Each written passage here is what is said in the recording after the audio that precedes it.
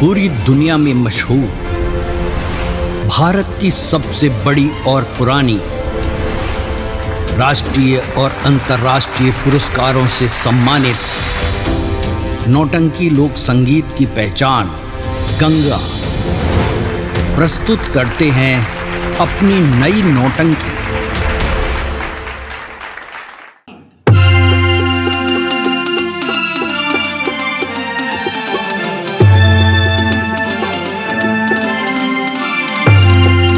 जी दोस्तों, न्यू यादव सरगम डांस ड्रामा पार्टी अपने तमाम कलाकारों के साथ गंगा कैसेट कंपनी के सौजन्य से ड्रामे का प्रोग्राम देने जा रही है और ड्रामे का शीर्षक है हमार संसार। दोस्तों, यह हमार संसार नामक ड्रामा अपनी मातृभाषा भोजपुरी में होगा। हर पात्र भोजपुरी भाषा का प्रयोग करेंगे। तो आइए इस ड्रामे का कुछ अंश, कुछ पात्रों के नाम हम संगीत के माध्यम से प्रस्तुत करते हैं।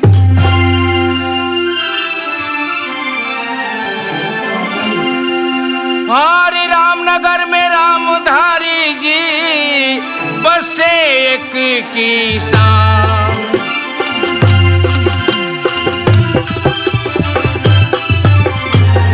रामनगर में रामधारी जी बसे एक किसान। हंसी खुशी से खेती करे, अरे खूब उपजा में धान।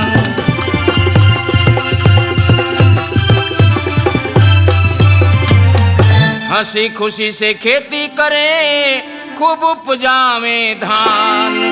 धान लहर लहर लहराई, रामधारी लक्ष्मणवा कपिला खासे तीनों भाई।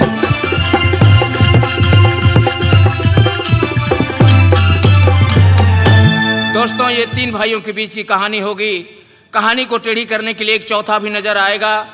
अगर इस ड्रामे के अंदर किसी पात्र से किसी प्रकार की त्रुटि हो तो आप लोग क्षमा प्रदान करेंगे। जय हिंद, जय भारत।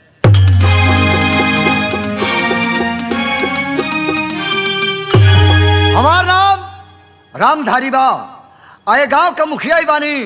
हम तीन भाई बानी, जाना में एगो भाई के पढ़ाओ तनी। लक्ष्मण तो पढ़े गई है, भाई कोपिला के पता नहीं है। भैया नमस्कार। नमस्कार। लक्ष्मण पढ़ के आ गई बा, अब वही लेखन आयल। कोपिला अब भैंस लेके गइल बने। ओकरा जी में यह काम है भाई, काम करो। हाँ, तुम दौड़ के जा, तनी अपना भौजी को बुला के जल्दी ले आओ। ठीक है बेटे, हम जाते हैं। जल्दी लेके आओ।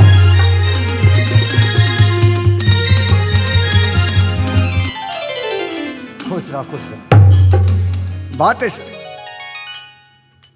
बताइए ना। यही से कबो इनका से लागे के मन ना करेला। जब लागी ना तो फट दा मारी देला, कबो तो से लागे ना। चल बल खिया दो। हाँ, जाते नहीं है। बोली का कहता नहीं? बोलो नहीं ऐसे कहे का मतलब बा लक्ष्मण पढ़त है, उनके से काम ले ठीक नहीं खे। कोपिला की जिम्मे क्या काम बा, बस भैंस चराई दिन रोज फालतू घूमी। देखो हम आओ तनी खेत में से, और देखो तनी कि भूखल का खेत में पानी लगल बा, और पनिया उनके जो जतिया के नुकसान करता, समझ लू कि ना। तो सोचनी हो कि वही पनिया सोर रोपा जाए तो बढ़िया रही। सही बात सोच ली बानी रौरा। आओ तो कोपिला तो कहीं घूमे मन जाई, जाके जाना जोड़ के बिया उखड़वा के जल्दी खेत में भेज तो ठीक बा। एकरा कह दे कि हर बैल लेके खेत में आई। ठीक बा रौरा, जाई हम चलते हैं खेत में। हम भेजता नहीं। ठीक बा। का करी अपना कपिल बाबू से तो हम परेशान हो गइल बानी। वहाँ की कोनो काम काज के कोनो चिंता नहीं बा। ठीक बा, हम बुलाओ तनी। अरे कपिल बाबू, कपिल बाबू, अरे कहाँ बानी जी? भौजी प्रणाम। खुश रहे। का कोनो बात में का बड़ा हल्ला करता रू? घर में कोनो चिंता नहीं बरौरा। अब मान लो अब कितना काम करी, काम कर हम देह गोल गइल और ये कोनो कार्य करे का? हाँ, का? सुनी। हाँ, हर बार ले ली। हाँ। आ चल जाए खेत में। खेत में? और भैया गइल बानी खेत में। हाँ। हाँ भैया खेता में गइल बानी। हाँ। हे भगवान, सब लोग का उल्टा था पाटा था, अब अपना रोपाई। हाँ, अपन रोपाई आज मुठ लिया है ना। आज मुठ लिया था। हाँ। तो भौजाई यो कार्य करते निमन बार बनावा, घर में आवत आनी तब पावल जाई। ठीक बा, 4 गो जाना जोड़ ली तब जाए। जाना? हाँ। अच्छा तो भौजी प्रणाम। खुश रहे। आज का बनाई बुए? का बनी आज? हाँ, हाँ? का बनाई बताई रहो। आजू बनाओ जे हमनी के तो पावल जाए तो पावल जाए गंगा कैसे टोला खा के निहाल हो जा लो। आज तनी खीर पूरी आ पनीर के सब्जी बनवाओ। ठीक बाटे। अच्छा प्रणाम। खुश रह। ठीक बाप देखे के हमरे भौजाई है बड़ा साफ जाने ली। हमरे भौजाई है बड़ी साफ जाने ली। जैसे पैसा आई ले टन जल पानी दिखा के संद न पिया देली। बड़ा साफ जाने ली। मगर हर भाई के धर्म बड़ा कि जहाँ बड़ भाई काम करे उजा छोट भाई के जौन बाकी हाथ बढ़ाऊ चाहे। अब भैया हमारी खेत में चल तन कोल नरिया कोट दे भाई भौजी को बा बाकी जाना जोरे के बा दक्षिण हा जाना जोरे के बा कहने जाई। अरे भैया प्रणाम प्रणाम प्रणाम प्रणाम प्रणाम। कहीं का चलनी है? अरे आइल बानी भाई जाना खातिर। अच्छा जाना खाती। हाँ तारी घरवा से 5-6 जने के लेबे के बा।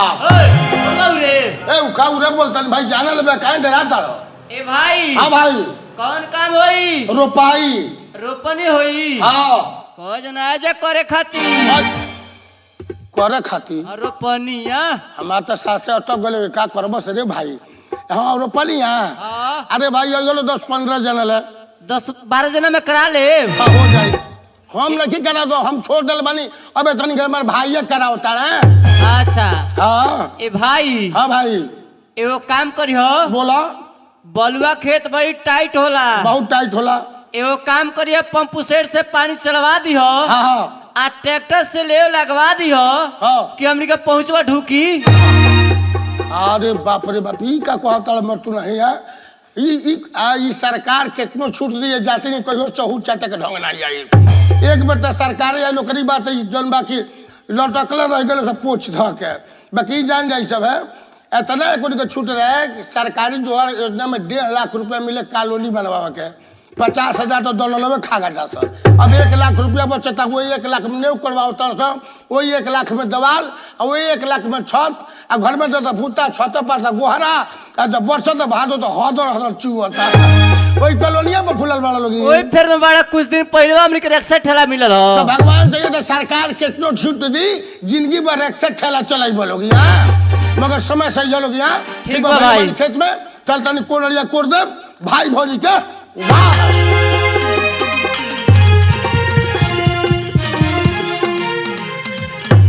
हमरे नाम भूखल चौधरी है। आये जवार के नहीं जानत ऐसे कि भूतपूर्व मुखिया रह चुकल बानी। का बताई पर पंचायती से फुर्सते नहीं के मिलत। आग पानी में काल्हिए के डाई यूरिया मिला के चितले बानी। डर लगा था कोनो पनिया फोड़ के बहवा ली तो हमारे सगरे खतरा ओकरा खेत में चल जाई। आज सोच ले बानी कि कोनो पंचायत में ना जाई। तमाम लोग पंचायती खातिर आके तेल लगा बताई भूखल का चल के हमार फरियाद हो। लेकिन हम कोनो पंचायती में ना जाई। आज चलो खेत देखे।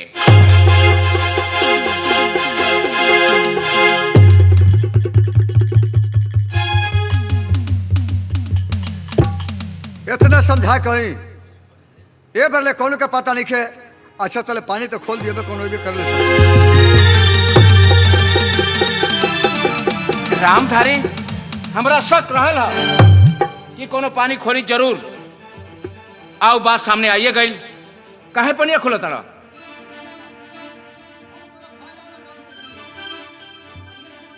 हाँ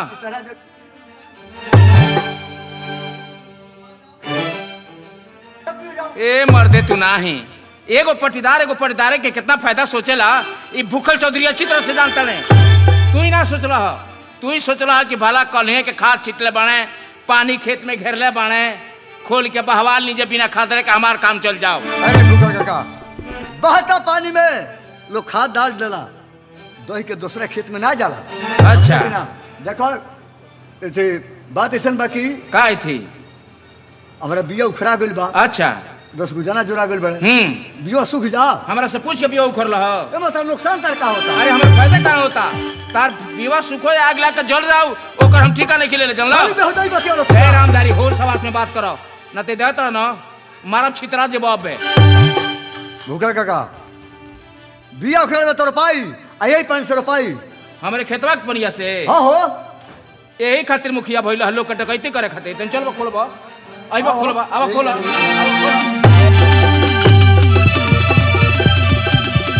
रामधारी समझ गई नी तू सोचा तड़ा कि हमनी का भाई बानी जा 3 भाई भूखल चौधरी अकेले बड़ाई करबे का करिहन तोहरे सवंगिया के बर्बाद कर दे। हमरे नाम है भूकल चौधरी गल्ला। हाँ तो का करबो? हाँ तो बुलाबो सवांगी, बुलाबो सवांगी, देखी हम बुलाबो सवांगी जल्दी।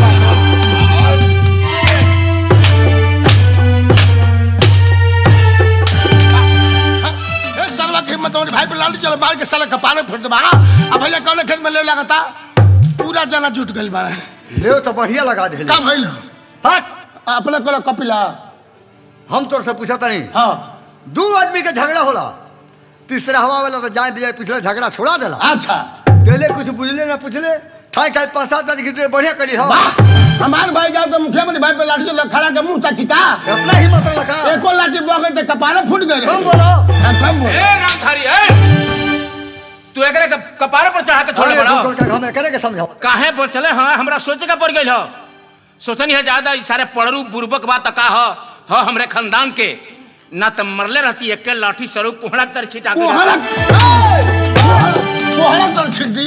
सर्व पर्दार हम अगर 3 भाई कहते का हरदम जोड़ते रहेला। पहले सुन लो। का सुन लो? आई खेत पर जब बोल चाल हो गई हो। हाँ ये झगड़ा के अपना घर में केहू व्यक्ति के जानकारी नहीं जाएगी खेत पर भाई। नहीं ये बात का जानकारी घर में केहू के नहीं को जानला बिना बाकियो ना लागी।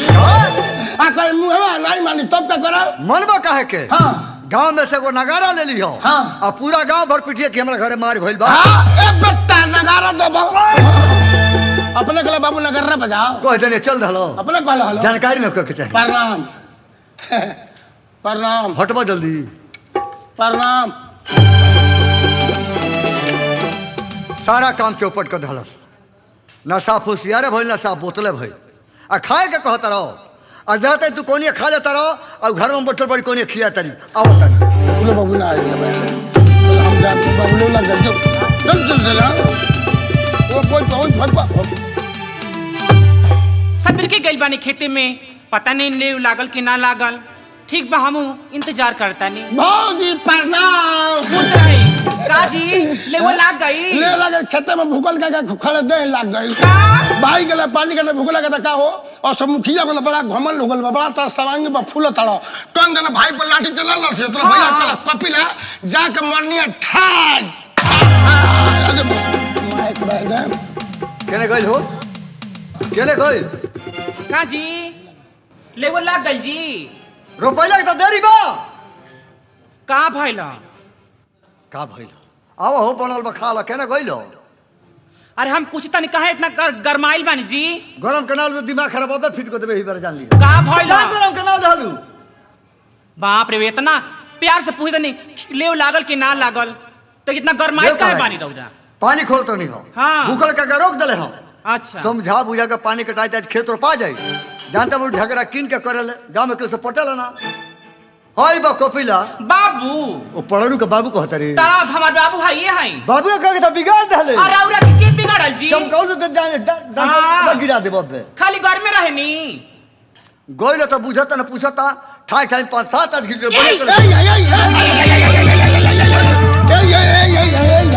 ए यार नहीं भौजी भैया पर लाठी चलो से तब मरनी। हाँ कहा ना छोड़ देनी हां मार के मार फाड़ देला का सा। और कहा भौजी रे अब हम खाए बाबू चली घर में गरम बनैली बानी। अब बाबू भूखाइल बा अब हम खाए।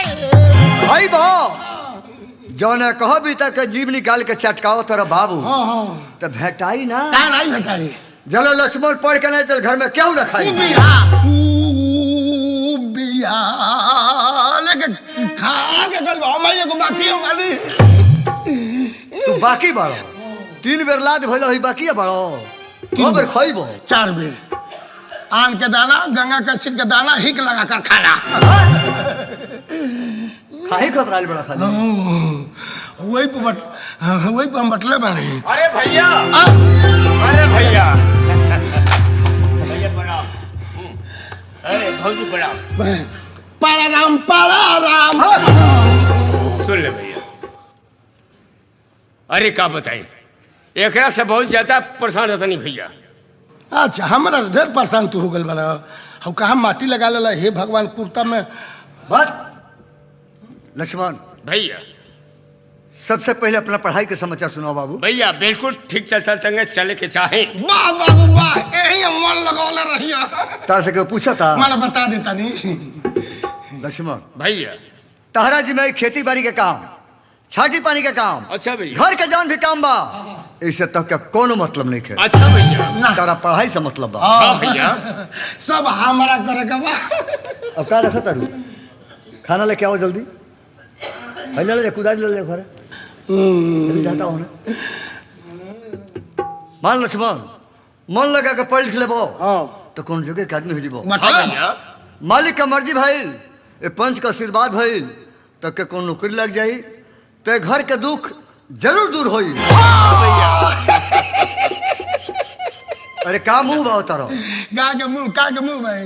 अरे देखिए देखिए कथी देखिए, का देखिए? हमार लक्ष्मणवा हाकिम होई हाकिम। हाँ, भाई के ऐसा बा, गाँव भर के भरोसा बा, एगो लड़का पढ़िया रहला तो पूरा जवान कैसा रहला। कि हमर बाबू पढ़ लिख ली तो जरूर कोई नंबर हाथी होई। ला भैया सुन ला भैया सुन ला। मतलब पढ़ लिख के जब ग्रेजुएट हो जाई और जब यूपी बिहार में बेरोजगारी छूट गया बा तो नहीं कुछ करी तो बाबू के चिमनिया पे ईटा तो ढोई। अरे कहियो करा बोले के ढंग ना आई। क्या बोल? का भाई हो? खाना होता खाना खाना खाना खाना होता खाना। जाके हाथ धो। पनीर बनल बा, मटर में डाल के घुघनी उखूल के। बाजी आ गई। अरे का भौजी ए खाना आ गई तो भौजी सबसे पहले हमके खियावे ऐसा कि हमके लेट हो जाना स्कूल जाके बोले। हमारे घर का बात तो जाके आवता। सुन ले भैया। अरे हाथ धो ले। अरे लेगे में सनी कहा माटी लागल बा। अरे उनका क्या उनका पढ़ा जाए के बा? अरे हमके लेट हो जाई। अच्छा ई बात। अरे बाबू के लेट होता उनका खियावा ना। उन्हें के भौजी डेढ़ पहले सबसे पहले हमके खियाओ।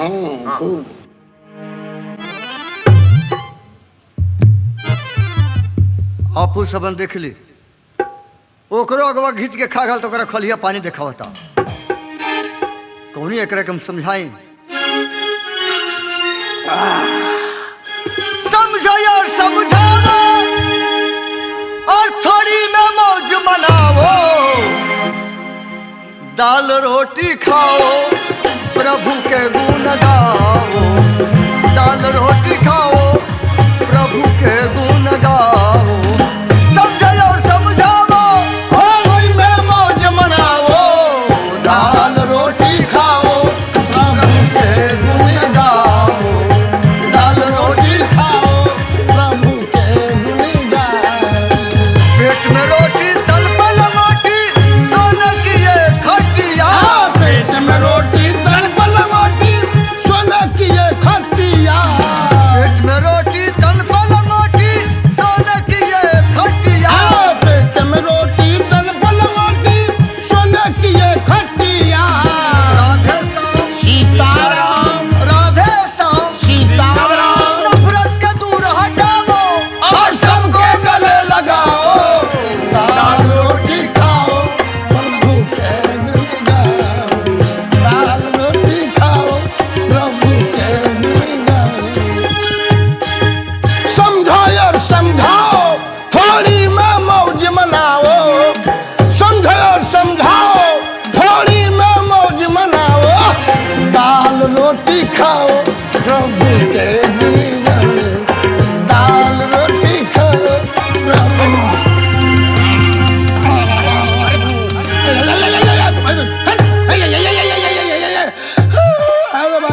खाली मरते रानी अरे घर भर के मिल का हाथ खुल गइल बा, खुल गइल बा हाथ।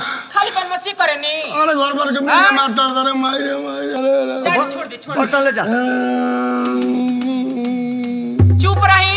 हम नहीं छुपाए, हमरा जब जब मन करी तब तब रोब हो। हटो ना, हटो ले जा। देखा नहीं तब तो रूसा चला होता पिटा के डर पहले रो होता पहले। हम नहीं छुपाए, हम नहीं छुपाए, हमरा जब जब मन करी तब तब रोब हो। रोबे रोवा दे।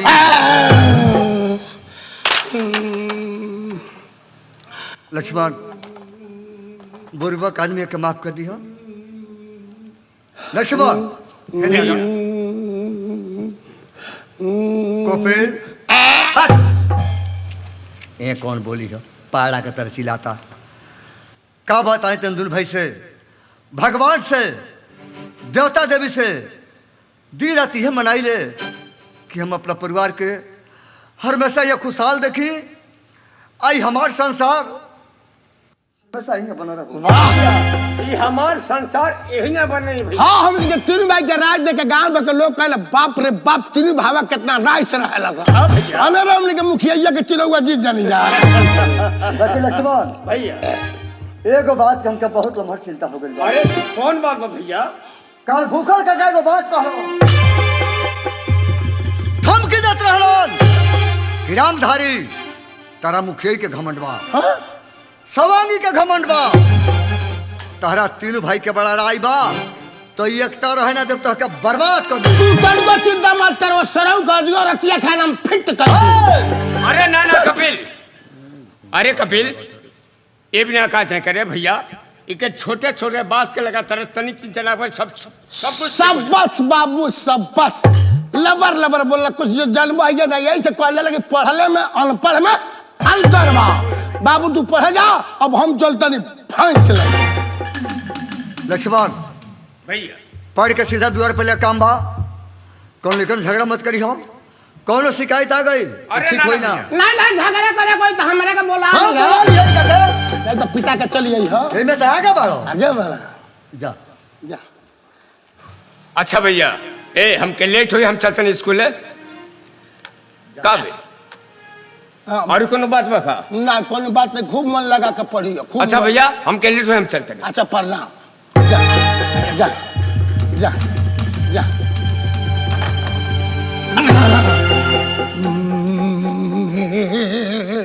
ये मारल जला अब जो चौकट पर मार मुंह फूट गए था। देखिए होशियार का के अपन सब देख ली। बताई वो द्वार पर से रास्ता में चल गई। आई दुआरी पर निहोर के हैंगा हाथ जोड़ के करो। कुछ जाने लो कुछ जाने लो ढेर जाने लो। रोक के लगती तो 1 घंटे छूट जाई वो अगवा चल गए हम पछवा से लाग ले तारा कहियो लागे के ढंग अब लगबे ना करो। पहले सुन लो का सुन लो तारा सम परेशान हो गई बनी। बटला बा भोज लेके जाता रहो केहू के खेत में छोड़ देता रही। बढ़िया बात बा बाबू शिकायत हमारा लगे होता। आखिर तुम रोज और हम तोहर माँ होता। आखिर जब तुम मुखिया भइल बाड़ो तो हमारा कुछ फायदा उठा कहो प्रणाम। लोग कहते कि भाईवा के डांटत ना हो कौन समझेंगे डट।